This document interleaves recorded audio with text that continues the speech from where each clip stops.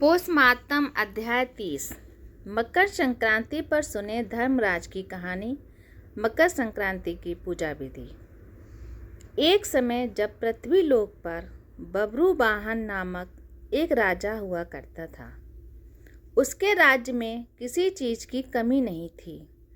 इसी राज्य में एक हरिदास नामक ब्राह्मण भी निवास करता था, जिसका विवाह गुणवती से हुआ था, जो कि बहुत ही धर्मव्रती और पतिव्रता महिला थी। गुणवती ने अपना पूरा जीवन सभी देवी देवताओं की उपासना में लगा दिया और वह सभी प्रकार के व्रत करती थी और दान धर्म भी किया करती थी। इसके अलावा अतिथि सेवा को वह अपना धर्म मानती थी। ऐसे ही ईश्वर की उपासना करते हुए वह वृद्ध हो गई। जब उसकी मृत्यु हुई तो धर्मराज के दूत उसे अपने साथ धर्मराजपुर ले गए। यमलोक में एक सुंदर सिंहासन पर यम धर्मराज विराजमान थे और उनके पास ही चंद्रगुप्त भी बैठे थे।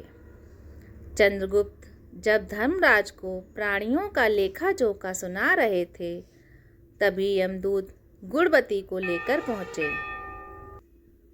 गुणवती यमराज को देखकर थोड़ी भयभीत हुई और मुंह नीचे कर खड़ी हो गई। फिर चित्रगुप्त ने गुणवती का ब्यौरा निकाला और उसके बारे में धर्मराज को बताया। धर्मराज ने गुणवती का पूरा ब्यौरा देखा और वे प्रसन्न हुए, लेकिन फिर भी उनके मुख पर थोड़ी सी उदासी भी छाई हुई थी। यह देखकर गुणवती ने पूछा, हे प्रभु, मैंने तो अपने जीवन काल में सारे सत्कर्म ही किए हैं, फिर भी आपके मुख पर उदासी छाई है। इसका कारण क्या है? प्रभु, मुझसे क्या भूल हुई है?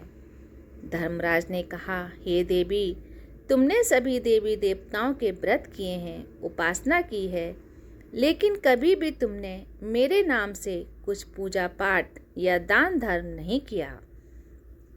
धर्मराज की बात सुनते ही गुणवती क्षमा याचना करने लगी और कहने लगी कि हे प्रभु, मुझे आपकी उपासना के बारे में कुछ पता नहीं है। कृपया करके मुझे ऐसा उपाय बताइए जिससे सभी मनुष्य आपकी कृपा के पात्र बन सकें।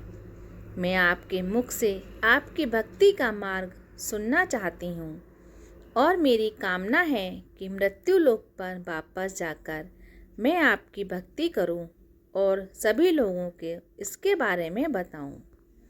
धर्मराज ने बताया, जिस दिन सूर्यदेव उत्तरायण में प्रवेश करते हैं, यानी मकर संक्रांति के दिन मेरी पूजा शुरू करनी चाहिए और उस दिन से लेकर पूरे 1 साल तक मेरी पूजा करते हुए ये कथा सुननी चाहिए।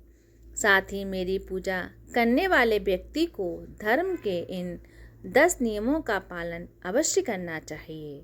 पहला, धीरज रखना। दूसरा, अपने मन को बस में रखना और सभी को क्षमा करना।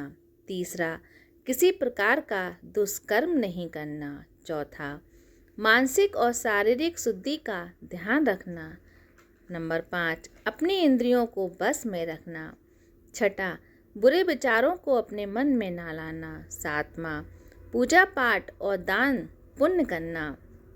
आठवां, व्रत करना और व्रत की कहानी सुनना।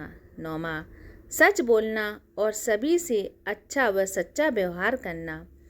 10वां, क्रोध ना करना। धर्म के इन सभी लक्षणों का पालन करते हुए 1 साल तक मेरी कथा नियम से सुने। दान पुण्य और परोपकार के काम करें।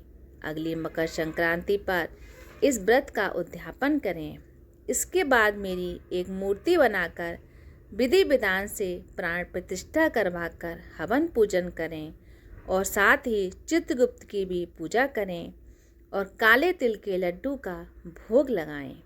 इसके बाद ब्राह्मण भोज करवाएं एवं बांस की टोकरी में 5 सेर अनाज का दान करें। साथ ही किसी ज़रूरतमंद को गद्दा, तकिया, कंबल, छप्पन, लोटा, वस्त्र आदि का दान करें। संभव हो तो गोदान करें। धर्मराज से व्रत की पूजा कथा सुनकर गुणवती ने पुनः धर्मराज से प्रार्थना की कि हे प्रभु, मुझे फिर से मृत्यु लोक में जाने दीजिए, जिससे मैं आपका व्रत कर सकूं, साथ ही इस व्रत का प्रचार भी लोगों में कर सकूं। इस पर धर्मराज ने गुणवती को धरती लोक पर फिर से जाने दिया। धरती पर वापस आकर गुणवती ने धर्मराज द्वारा बताए गए व्रत के बारे में अपने पति देव को बताया। मकर संक्रांति आते ही गुणवती और उसके पति ने ये व्रत शुरू कर दिया। इसी व्रत के प्रभाव से उन पर धर्मराज की कृपा हुई और उन्हें मोक्ष की प्राप्ति हुई।